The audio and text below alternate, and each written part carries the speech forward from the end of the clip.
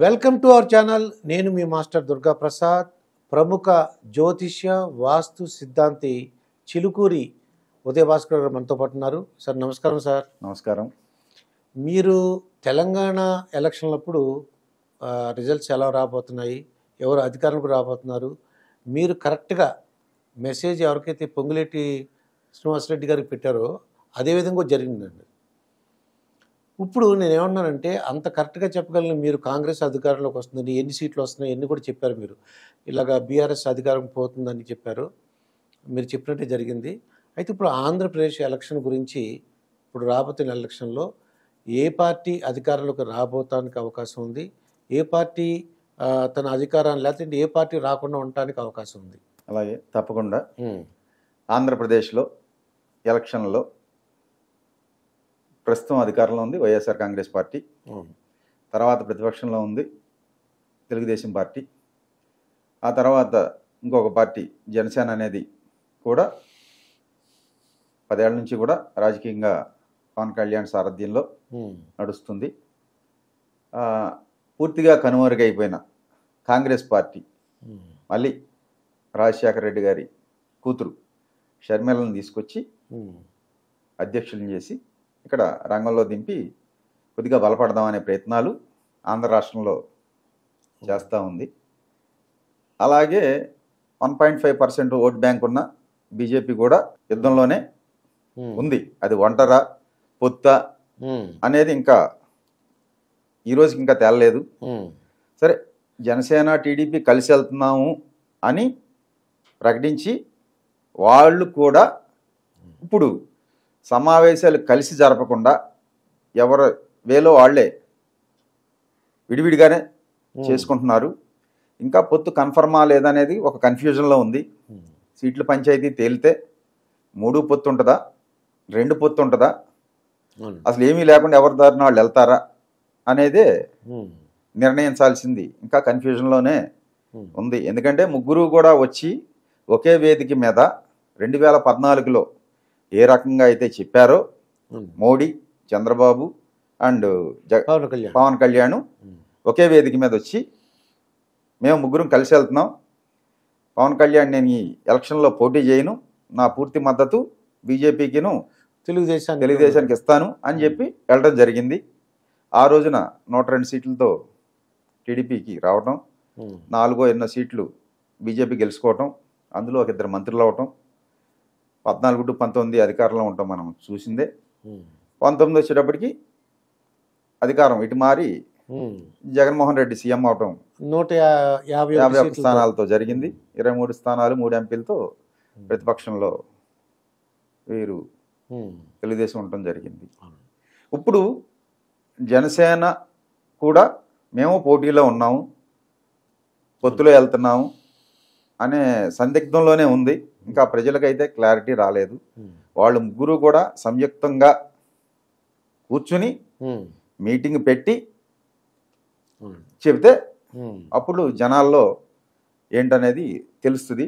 ఇంతవరకు కూడా ఢిల్లీ వెళ్ళటం చర్చలు అంటే, ఢిల్లీలో చంద్రబాబుకి అపాయింట్మెంట్ ఇచ్చారు, పవన్ కళ్యాణ్కి ఇస్తున్నారు, అలాగే జగన్మోహన్ రెడ్డి వెళ్ళినా అపాయింట్మెంట్ ఇస్తున్నారు, వాళ్ళు అందరికీ అపాయింట్మెంట్లు ఇస్తున్నారు. సో కాంగ్రెస్ వేరు కాబట్టి షర్మిల వెళ్ళదు కనుక షర్మిలకి కాంగ్రెస్ సోనియా గాంధీ అపాయింట్మెంట్ దొరుకుతుంది. సరే, ఈ యుద్ధంలో 4 పార్టీలు ఉన్నాయి, దాంతోపాటు బీజేపీ కూడా ఉంది. అది పొత్తులో వెళ్తారా విడివిడిగా వెళ్తారా అనేది కాలం నిర్ణయించాలి.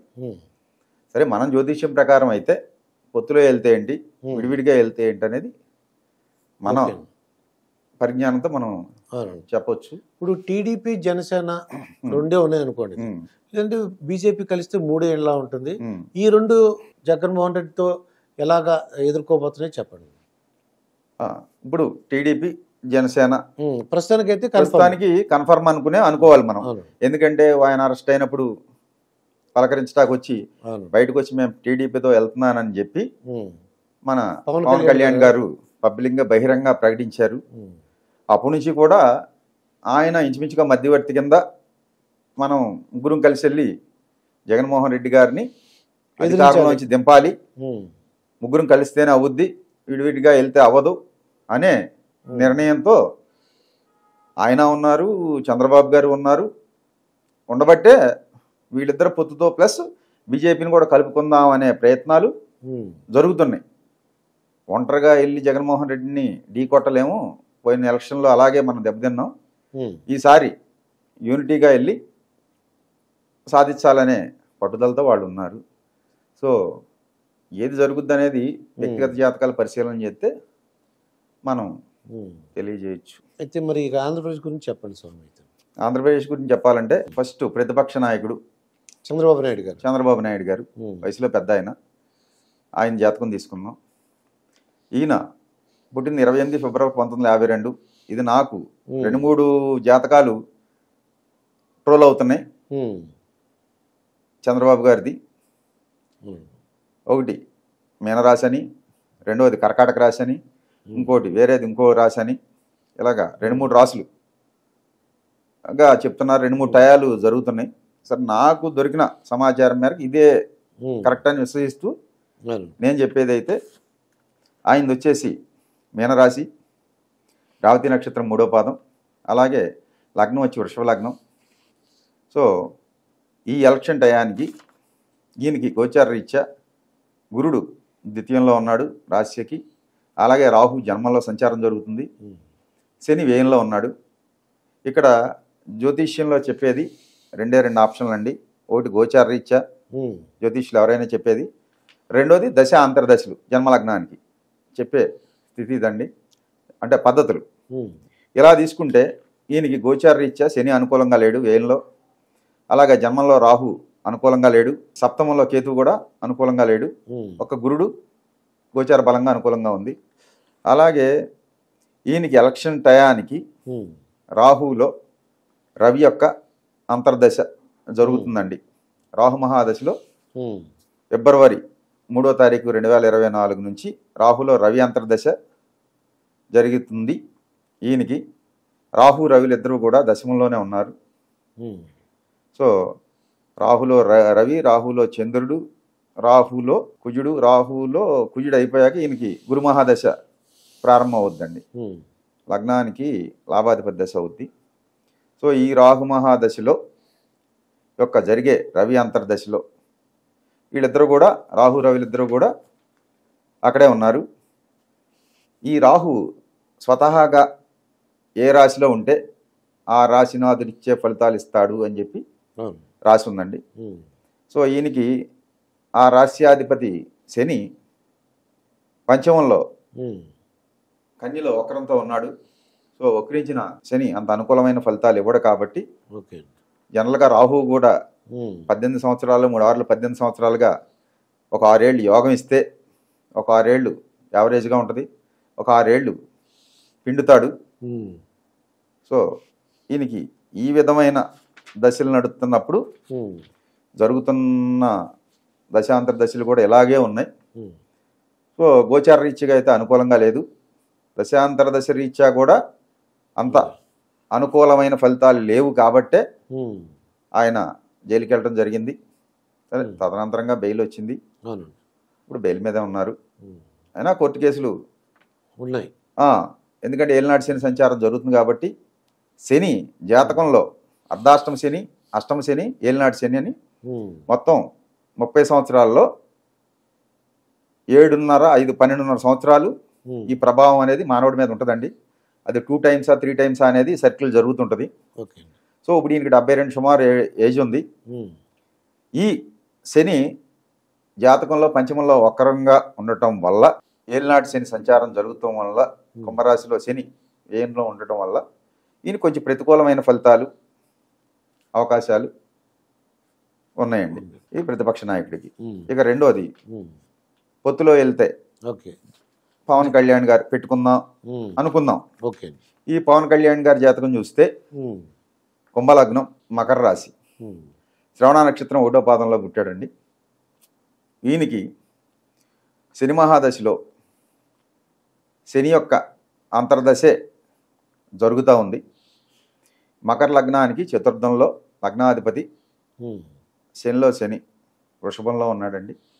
వృషభంలో శని యోగిస్తాడు అని చెప్పచ్చు. ఈయనకి. అలాగే ద్వితీయంలో గోచార రీత్యా ద్వితీయంలో ఉన్న శని అంతగా యోగించడు. అలాగే 3లో రాహు యోగిస్తాడు. చతుర్థ గురుడు యోగించడు. అష్టమంలో ఉన్న కేతువు కూడా యోగం లేదు. ఈయనకి ఒక రాహువే గోచార రీత్యా యోగిస్తున్నాడండి. అలాగే శనిలో శని మహాదశలో శని జరుగుతుంది. ఈయనకి కొంత అనుకూలం, షడ్బలాల్లో కూడా శని కొంచెం బలం కలిగి ఉండటం వల్ల ఈ శనిలో శని కొంత అనుకూలమైన ఫలితాలు ఇచ్చే అవకాశాలు కనపడుతున్నాయి జాతక రీత్యా. అది జగన్మోహన్ రెడ్డి గారు చూద్దాం. ఇక 3వది ప్రస్తుతం ముఖ్యమంత్రి గారు జగన్మోహన్ రెడ్డి గారు. ఈయనది కన్యాలగ్నం, అలాగే ఆరుద్ర నక్షత్రం 2వ పాదం, మిథున రాశి. ఈ జగన్మోహన్ రెడ్డి గారికి ఎలక్షన్ జరిగే టయానికి లగ్నాధిపతి దశ బుధ మహాదశలో శుక్రుడి అంతర్దశ జరుగుతుందండి. ఈ బుధుడు తృతీయంలో వృచ్చికంలో ఉండి నవాంశలో కూడా అక్కడే ఉండి వర్గోత్తం పట్టాడు. సో ఇదే జగన్మోహన్ రెడ్డి గారు వర్గోత్తం పట్టిన దశానాథుడితో పాటు ద్వితీయ భాగ్యాధిపతి అయిన శుక్రుడు తృతీయంలో ఉండటం వల్ల ఈయనకి జాతకరీత్యా గ్రహం బలంగా ఉన్నట్టే మనం ఎవరైనా జ్యోతిష పండితులు చెప్తారండి. ఇక తర్వాత ఈయనకి గోచార రీత్యా శని భాగ్యంలో అనుకూలంగా లేడు, రాహు దశమంలో అనుకూలంగా లేడు, గురుడు గోచార రీత్యా లాభంలో అనుకూలంగా ఉన్నాడు, చతుర్థంలో కేతువు కూడా అనుకూలంగా లేడండి. ఈయనకి గురుబలం ఉంది. అలాగే మన చంద్రబాబు నాయుడు గారికి కూడా గురుబలం ఉంది, పవన్ కళ్యాణ్ గారికి రాహుబలం ఉంది గోచార రీత్యా. ఈ విశ్లేషణ అండి. ఇక తర్వాత ఇంకా 4వ జాతకం షర్మిల గారిది. షర్మిల గారి జాతకం తీసుకుంటే ఏమది కుంభలగ్నం, అలాగే ఉత్తరా నక్షత్రంలో జన్మించిన 4వ పాదంలో జన్మించిన షర్మిల గారిది కన్యారాశి అయింది. ఈ కన్యారాశిలో ఉన్న షర్మిల గారికి ప్రస్తుతం గురు మహాదశలో రాహు యొక్క అంతర్దశ జరుగుతుందండి. ఈ గురుడు లగ్నానికి ద్వితీయ లాభాధిపతి, గురుడు వ్యయంలో ఉన్నాడు. అలాగే రాహు లగ్నాత్తు లాభంలో ఉన్నాడు. లాభాధిపతి వ్యయంలో ఉండటం అంత అనుకూలమైన కాలం కాదండి. గురు మహాదశ ఈ 16 ఏళ్ళు కూడా పెద్దగా అనుకూలమైన కాదు, యోగించదు అని చెప్పొచ్చండి. అలాగే రేపు 10/1/2025 నుంచి ఈమెకి శని మహాదశ కూడా ప్రారంభం అవుతుందండి. గురుడు వెళ్ళిపోయాక వచ్చే శని. ఈమెకి లగ్నాత్తు పంచమంలో శని వక్రం ఉండటం వల్ల పుత్రభావంలో పుత్రులకు సంబంధించిన సమస్యలు, సంతాన సమస్యలు ఈమెకి తప్పకుండా ఉంటాయి. సంతానపరమైన ప్రాబ్లమ్స్ అర్థమైందండి, అది తప్పదు. ఇక రెండోది 2025 జనవరి 10వ తారీఖు నుంచి వచ్చే శని దశలో ఇప్పుడున్నా కన్నా డౌన్ఫాల్ అవుద్ది ఈమె జీవితం. ఈమెకి ఇబ్బందికరమైన పరిస్థితులే గోచరిస్తున్నాయి. ఏమో రాజకీయంగా రాణించదు. తెలంగాణలో పార్టీ పెట్టి జెండా ఎత్తేసింది. ఇప్పుడు అక్కడేదో తీసుకొచ్చి ఇచ్చారు, ఏదో అదే కాంగ్రెస్ అధ్యక్షురాలు ఏదో, అక్కడ కూడా ఏమో సినిమా ఏమి ఈ జాతక రీత్యా అయితే లేదనమాట, సినిమా ఏం ఆడదండి. అది ఏమో రాజకీయంగా సినిమా ఫ్లాప్. సత్యం జరిగేది అదే. ఇది ఇక అధికారంలోకి మీ మంత్రదండం ఉపయోగించి లేదంటే మీ జ్యోతిషం ఉపయోగించి మళ్ళీ 2024 ఎలక్షన్లో ఆంధ్రప్రదేశ్లో ఏ పార్టీ అధికారంలోకి రాబోతుంది, లేకపోతే ఏ కూటమి? ఈ జాతకాలు పరిశీలించాం, అయిపోయింది. సుమారుగా ఎన్ని సీట్లు రావడానికి అవకాశం ఉంది? ఏ పార్టీకి అధికారంలోకి వస్తే ఎన్ని సీట్లు వస్తాయి? సరే, ఇక్కడ ఈ జాతకాల పరిశీలన అయిపోయింది. ఇక మన విశ్వంలో ఉన్న సైంటిఫిక్ అనుకోండి, కాసేపు ఆధ్యాత్మికం పక్కన పెట్టండి, ఒక సైన్స్ అనుకోండి. ఇప్పుడు మన సైన్స్లో ఉన్నాం, సైన్స్ యుగంలో ఉన్నాం. అదే సైన్స్. పూర్వం మంత్రదండం అంటే ఏదో జిఆర్ స్వామీజీ గారు కర్ర పెట్టుకుని ఒక పైన ఇది కట్టుకుని, లేకపోతే విఠలాచారి సినిమాలో రాజనాల ఏదో పట్టుకుని ఆ టైపు. ఇది కాదండి మనది, ఉమ్, మనం ఇప్పుడు లౌకికంలో ఉన్నాం, మన సైన్స్లో ఉన్నాం కాబట్టి అవును. మనం సైంటిఫిక్ మెథడ్సే వాడుకుని కూడా విశ్వంలో ఉన్న శక్తి కనెక్ట్ అవ్వచ్చు. ఉమ్, అది నేను గత కొన్ని సంవత్సరాలుగా ఉమ్. అంటే ప్రాక్టీస్ చేస్తున్నారా? సాధన చేసిన సాధన ఫలితంతో ఉమ్, దైవానుగ్రహంతో ఉమ్, సంప్రాప్తించిన విద్య ఇది. ఉమ్, సో దాన్ని బట్టే మనం తెలంగాణలో ఉమ్, చెప్పడం జరిగింది.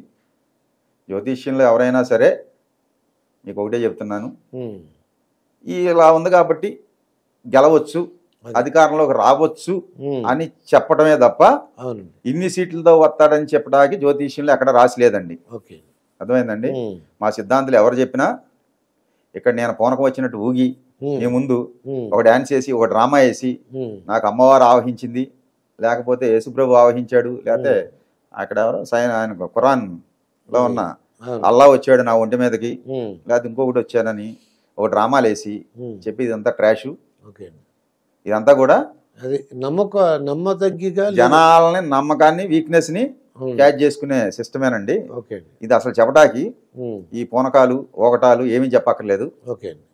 భగవంతుడు మీలో ఉన్నాడు, ఉమ్, నాలో ఉన్నాడు, ఉమ్. చరాచర విశ్వం అంతా కూడా వ్యాపించున్నాడు. అన్ని జీవరాశుల్లో ఉన్నారు. సమస్త జీవరాశుల్లో నేను లేని ప్లేస్ అంటూ లేదు, ఉమ్, నేను లేని అణువే లేదు అన్నాడండి. అణువు నుంచి బ్రహ్మాండం వరకు కూడా ఉమ్, నేనే వ్యాపించున్నానని చెప్పి భగవంతుడు చెప్పాడు. ఉమ్, సో అసలు భగవంతుడు లేని ప్లేస్ లేదు. ఉమ్, కనుక ఇక్కడ భగవంతుడితో మాట్లాడాలంటే ఉమ్, పూనకాలు రావక్కర్లేదు, ఓగక్కర్లేదు, ఉమ్. ఈ యాక్షన్లు అంతకన్నా చేయక్కర్లేదు. ఓకే. ఎవరన్నా అలా చేసి నేను ఊగి ఉమ్, అమ్మతో మాట్లాడుతున్నాను, "ఓ నాన్న అమ్మ చెప్పింది" అంటే ఉమ్, అది పచ్చి మోసం. ఓకే. అర్థమైందండి. మీ పద్ధతి ఉపయోగించి చెప్పండి సార్. అది ఇక్కడ మీకు ఇంకో విషయం చెప్తున్నా అండి. ఉమ్, ఒక డిసెంబర్ 20వ తారీఖున ఉమ్, ఒక పెద్ద ఆయన రాజ్యసభ సభ్యులు ఉమ్, ఆయన్ని కలుపుతాకి మేము వెళ్ళాం మామూలుగా. ఆ, అది ఎవరు, తెలంగాణ రాజ్యసభ సభ్యులు హెటరోడాక్స్ చైర్మన్ పార్థసారథి గారిని. ఓకే. జనరల్గా వెళ్తే ఆయన కలవకపోతే ఏంటమ్మా అన్నాడు, మా ప్రగడారం అని. అంటే ప్రగడారం అని మోహన్ రెడ్డిని కలువు అన్నాడు. అవును. కాదండి అంటే లోనాడు ఉన్నాడు కదా వాడిని కలువు అన్నారు. ఉమ్, సరే కాదు సార్ నేను ఇలాగా జాతకాలు పట్టుకొచ్చాను మాట్లాడదామని, ఉమ్, ఇక్కడ కేసీఆర్ గారిది సీఎం జగన్మోహన్ రెడ్డి గారి అంటే, ఇప్పుడు శాస్త్రం గురించి చర్చించే టైం టైం లేదమ్మా, లేదు. ఎలక్షన్ హడావుడిలో ఉన్నాం, ఉమ్, సో 3వ తారీఖు దాటాక మాట్లాడదాం, దీని గురించి పీస్ఫుల్గా ఉండాలి కదా అన్నారు. ఉమ్, ఓహో సరే మనకి భగవంతుడు అవకాశం ఇవ్వలేదు, ఉమ్, ఈయనకి చెప్దామని వచ్చినా అవును. అనుకున్నాము. బయటకు వచ్చాము. ఉమ్, ఆళ్ళ వీధిలోనే నేను బోరు పాయింట్ పెట్టాను 7-8 ఏళ్ల క్రితం.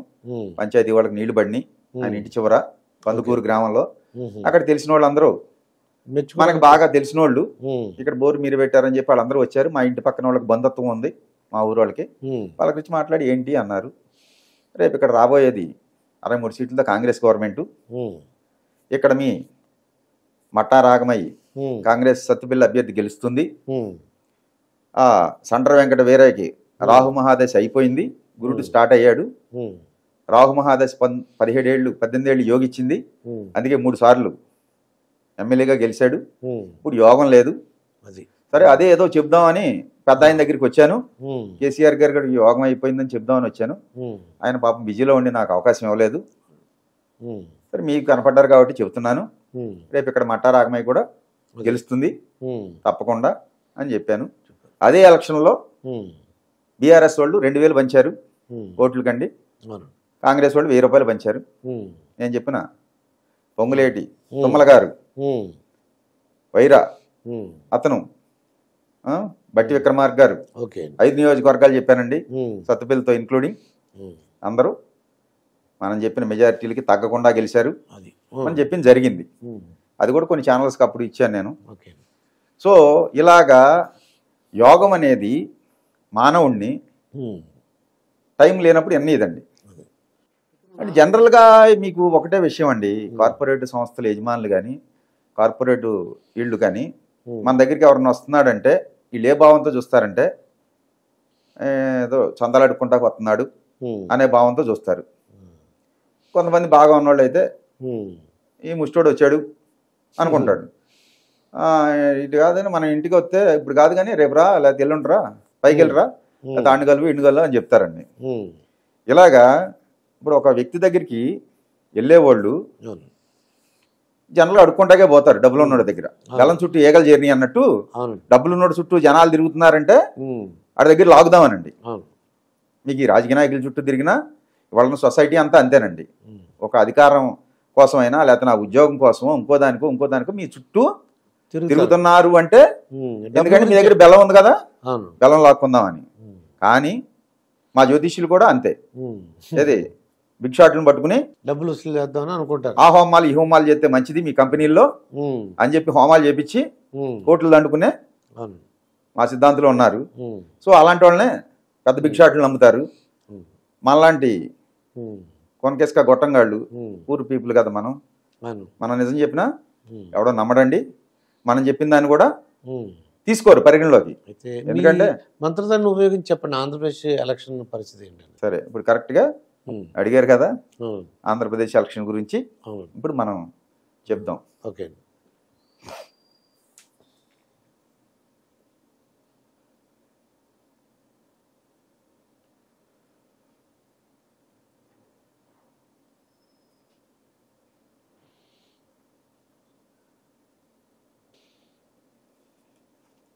ఉమ్, ఆంధ్రాలో అధికారంలోకి వస్తే చంద్రబాబు గారు రానివ్వండి, ఉమ్, పవన్ కళ్యాణ్ గారు రానివ్వండి, ఉమ్, ఎవరు వచ్చినా 117 ఎమ్మెల్యే సీట్లతో ఉమ్. అధికారంలోకి వస్తుందండి. 117 సీట్లతో ఉమ్, ఉమ్, అధికారంలో వచ్చే పార్టీకి. ఉమ్. అలాగే ప్రతిపక్షంలో ఉండే పార్టీకి ఉమ్, 58 ఎమ్మెల్యే సీట్లు వస్తుంది. ఉమ్, సరిపోయింది కదండి 175. అది ఉమ్. అది ఇదండి ప్రముఖ జ్యోతిష్య వాస్తు సిద్ధాంతి చిలుకూరి ఉదయభాస్కర్తో జరిగిన ఇంటర్వ్యూ. మరొక ఇంటర్వ్యూతో మీ ముందుంటాను. మీ మాస్టర్ దుర్గా ప్రసాద్.